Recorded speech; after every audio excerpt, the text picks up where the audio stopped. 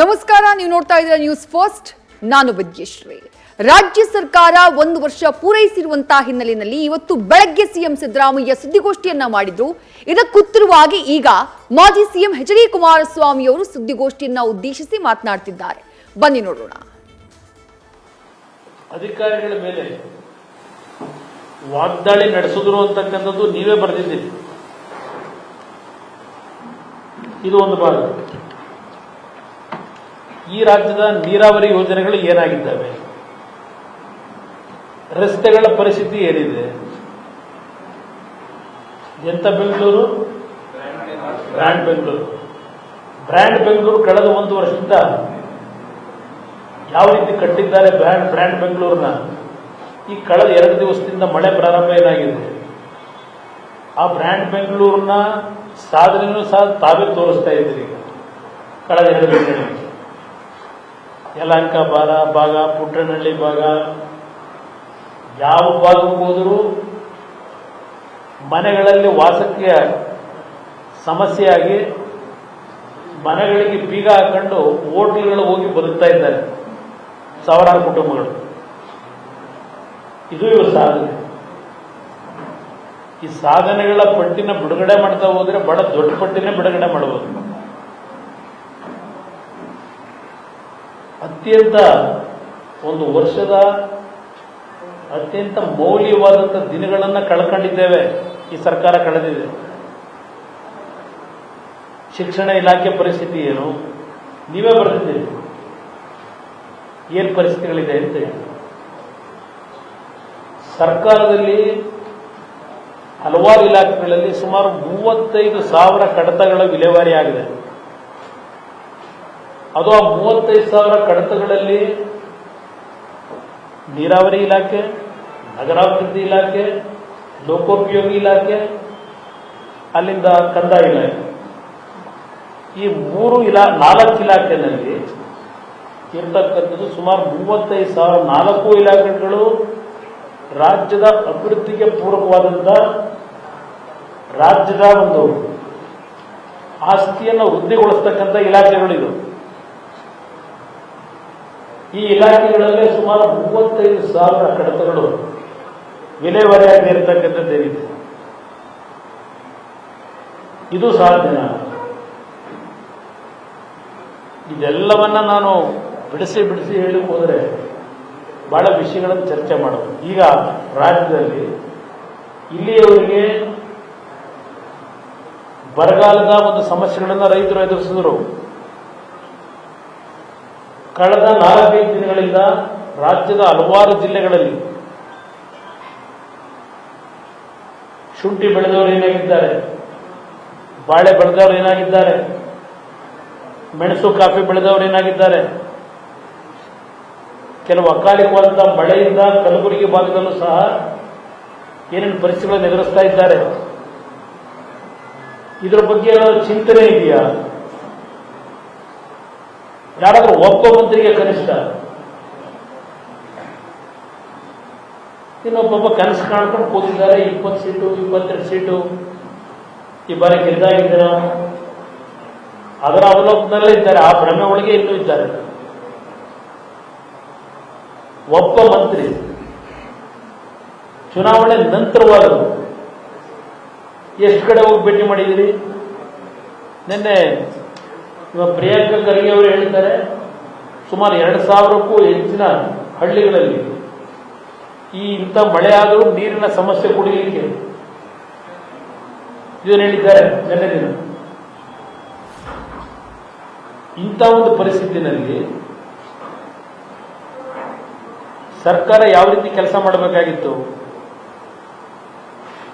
ಯಾವುದಾದ್ರೂ ಜಿಲ್ಲೆಯಲ್ಲಿ ಮಂತ್ರಿಗಳು ಉಳ್ಕೊಂಡು ಅಧಿಕಾರಿಗಳಿಗೆ ಎಚ್ಚರಿಕೆ ಕೊಟ್ಟು ಕೆಲಸ ಮಾಡತಕ್ಕಂಥ ಕೆಲಸ ಮಾಡಿದ್ದಾರೆ. ಆ ಒಂದು ವಾತಾವರಣ ನಾವು ಎಲ್ಲೂ ಕಾಣಲಿಲ್ಲ. ಇದು ಈ ಸರ್ಕಾರದ 1 ವರ್ಷದ ಸಂಪೂರ್ಣವಾಗಿ ರಾಜ್ಯದ ಅಭಿವೃದ್ಧಿ ಸ್ಥಗಿತ ಆಗಿರ್ತಕ್ಕಂಥದ್ದೇನಿದೆ, ಯಾವುದೇ ರೀತಿಯ ನಾಡಿನ ಅಭಿವೃದ್ಧಿಗೆ ಪೂರಕವಾದಂಥ ಒಂದೇ ಒಂದು ಯೋಜನೆಗಳು ಇವು ಮಾಡಿದ್ದೇವೆ ಅಂತಕ್ಕಂಥದ್ದಿಲ್ಲ. ಇಲ್ಲಿ ಕಳೆದ 1 ವರ್ಷದಲ್ಲಿ ಆಗಿರತಕ್ಕಂಥ ಕೆಲಸಗಳು ಹಿಂದೆ 5 ವರ್ಷದಲ್ಲಿ ಸರ್ಕಾರಗಳು ತೆಗೆದುಕೊಂಡಂತ ಕೆಲವು ಆಡಳಿತಾತ್ಮಕ ಮಂಜೂರಾತಿಗಳೇನಿದೆ, ಆ 5 ವರ್ಷದಿಂದ ಇದ್ದಂಥ ಮಂಜೂರಾತಿಗಳಿಗೆ ಆ ಕೆಲಸವನ್ನು ಮುಂದುವರಿಸಿದ್ದು ಬಿಟ್ಟರೆ ಈ ಸರ್ಕಾರದಿಂದ ಹೊಸದಾಗಿ ಯಾವುದೇ ಕಾರ್ಯಕ್ರಮಗಳಿಲ್ಲ.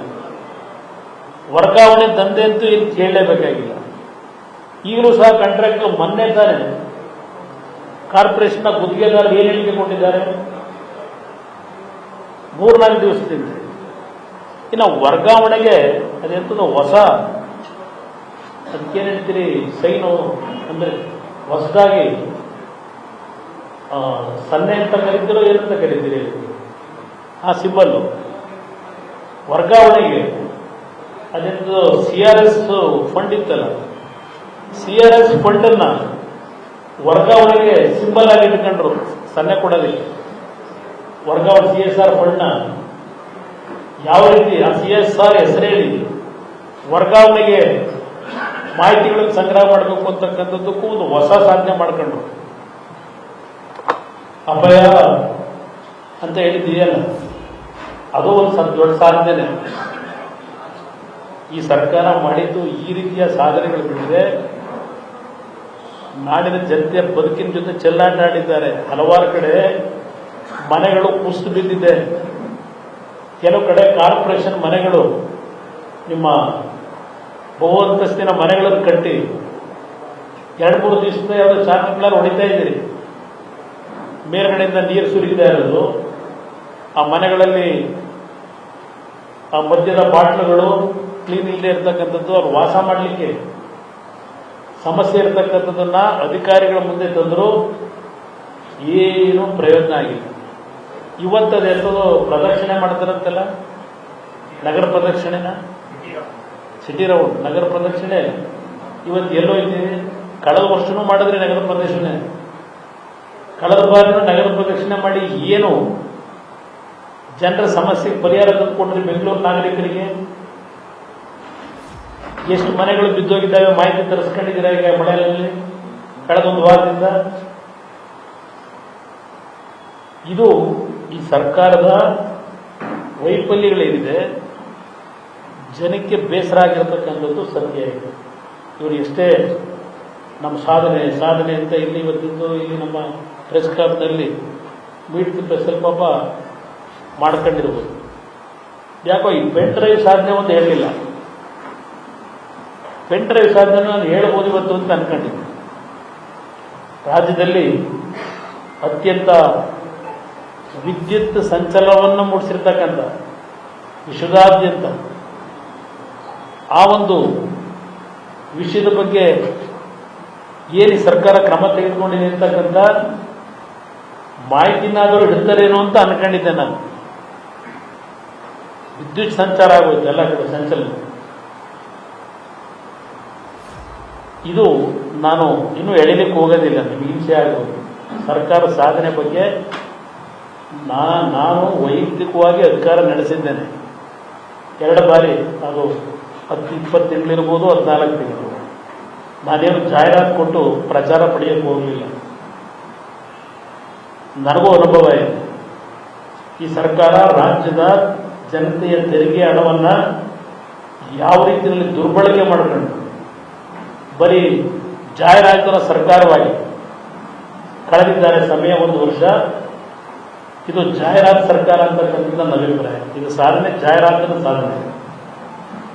ಇನ್ನು ನಿಮ್ಮೆಲ್ಲರಿಗೂ ಬೇಕಾಗಿರತಕ್ಕಂಥ ಪ್ರಮುಖವಾದ ಸುದ್ದಿ ಗೊತ್ತು ನನಗೆ. ಇದೆಲ್ಲ ಈ ಒಂದು ಸರ್ಕಾರದ ಸಾಧನೆ ಇದರ ಬಗ್ಗೆ ಎಲ್ಲ ನಿಮಗೂ ಏನು ಇಂಟ್ರೆಸ್ಟ್ ಇಲ್ಲ, ಗೊತ್ತು ನನಗೆ. ಇರ್ತಕ್ಕಂಥ ಒಂದು ಕುತೂಹಲ, ಪ್ರತಿದಿನ ಏನು ನಡೀತಾ ಇದೆ, ವಿದ್ಯುತ್ ಸಂಚಲನ ಅಂತಕ್ಕಂಥದ್ದು ಏನು ಹೇಳಿದ್ದಾರೆ, ಅದು ನಿಮ್ಮೆಲ್ಲರಿಗೂ ಬೇಕಾಗಿರತಕ್ಕಂಥ ಪ್ರಮುಖವಾದಂಥ ವಿಷಯ. ನಾನು ಒಪ್ತೀನಿ. ಇವತ್ತು ಪ್ರಜಾವಾಣಿ ಪತ್ರಿಕೆ ನಿಜಕ್ಕೂ ನನ್ನ ಮನಸ್ಸಿಗೆ ನೋವಾಯಿತು.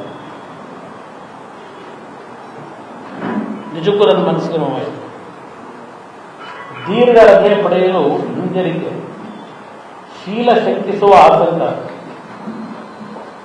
ತೊಳಲಾಟದಲ್ಲಿ ಮಹಿಳಾ ಸಿಬ್ಬಂದಿ. ಈ ರೀತಿಯ ಒಂದು ಮಾನಸಿಕ ಯಾತನೆ ಅನುಭವಿಸ್ತಾ ಇರತಕ್ಕಂಥ ನನ್ನ ಸಹೋದರಿಯರಿಗೆ, ತಾಯಂದಿರಿಗೆ ಸಾರ್ವಜನಿಕವಾಗಿ ನಾನು ಮತ್ತೊಂದು ಬಾರಿ ಕ್ಷಮಾಪಣೆ ಕೋರ್ತೇನೆ.